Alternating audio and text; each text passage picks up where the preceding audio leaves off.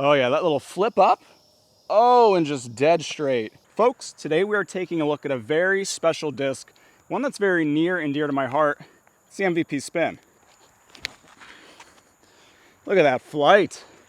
Oh, the glide. The spin is the numbers 2.54, -20, so it's a pretty understable, glidey putter.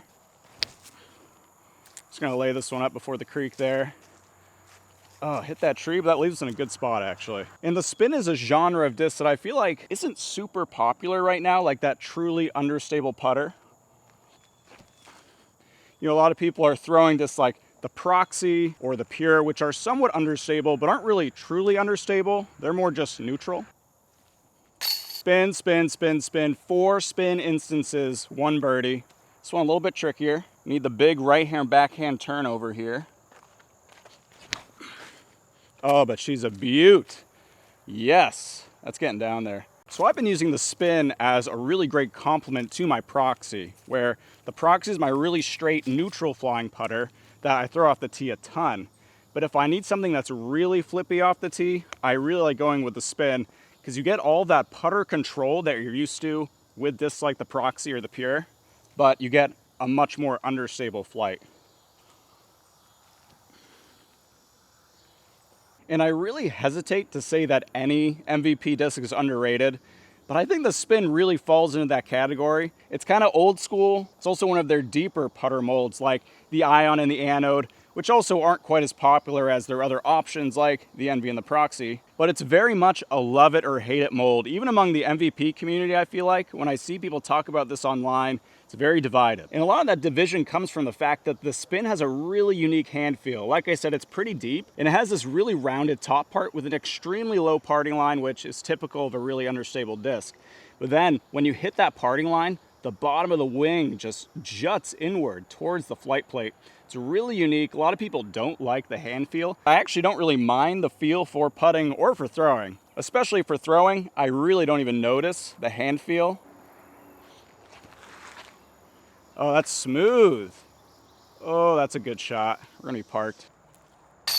So I feel like the spin really excels in 2 situations. One, for those really touchy hyzer flip approach shots, kind of like what I was doing on hole 1, where you can easily start this guy on hyzer, it's gonna pop up the flat and ride straight for a while. Or 2, off the tee 4, big backhand turnovers. Because it's a putter, a really low speed disc, extremely easy to get those turnover shots.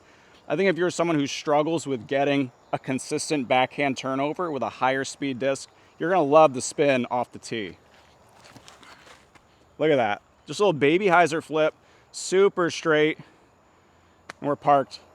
About to get 4 for 4, if I can hit my putt. But one thing that I really love about the spin, outside of just like on-course applications like, you know, shot shaping, is that it's a really good learning tool. Because it is really hard to get much mileage out of the spin if you have a lot of off-axis torque or other form flaws or inefficiencies. This guy, par 4, uphill here.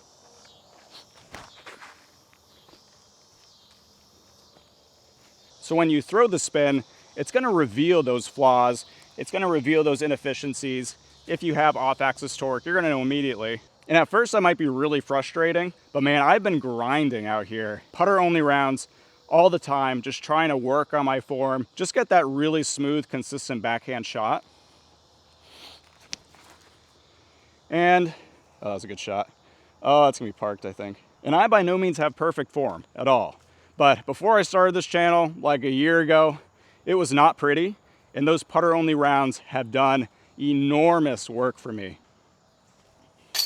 And part of what inspired me to make this video is because I have had some really bad rounds lately. I've just been in kind of like a disc golf rut. And one of the main reasons why that happens, when I actually go back and look through every single shot I throw in a round, it's almost always because my form, my backhand form, especially off the tee, starts to just break down. We're gonna go up the middle here. I usually go up the right with the hyzer. Let's go down the middle here.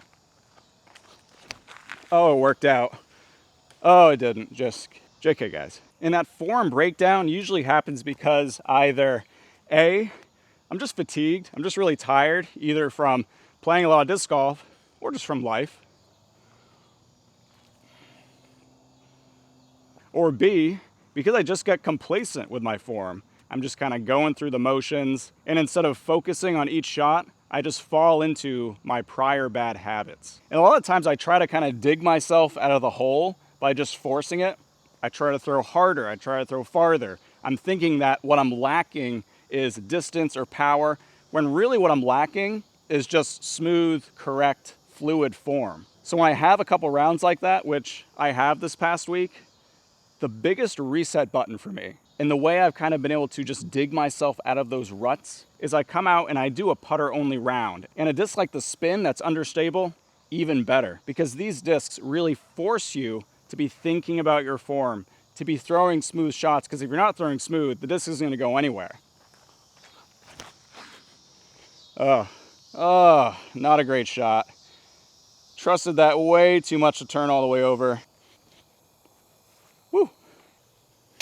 And I'm already like 5 down through 7 on this round, where I'm not even throwing my whole bag. If I was throwing my whole bag, I'd probably be doing worse. But because I'm just focusing on my form here, throwing, oh, that's a good shot.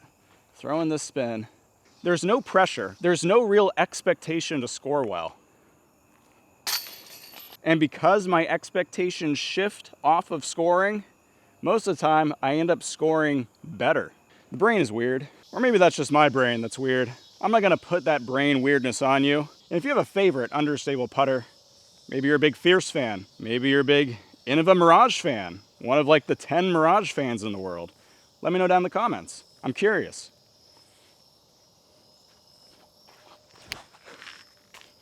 Oh yeah, that little flip up. Oh, and just dead straight. Edge of circle. That's a beauty. Also, guys, thank you so much for liking and subscribing. As of recording this, I think I'm at like 990-ish subscribers, so we're right there. We're right there, like a millimeter from 1,000. So if you haven't done so already, please consider liking and subscribing and be the person to push us over 1,000 in the Flying Fajita family. Also, if you're part of the new like UDIS community feature, which honestly I don't really know much about at all, you can also go follow me there. I should be at Flying Fajita, and I'm planning on posting pretty much all my rounds there, so you'll be able to see what I'm doing on a daily basis out here on the course, and I'll be able to see what you guys are doing. All right, guys, we're losing daylight out here. Got to move quick. 237-foot par 3, straight ahead, low ceiling. Gonna try to hang it out to the left, have it drift in, turn to the right. Hung that one out too wide. You can see it has crazy turn there. It's getting real dark out here. Hoping you guys can see.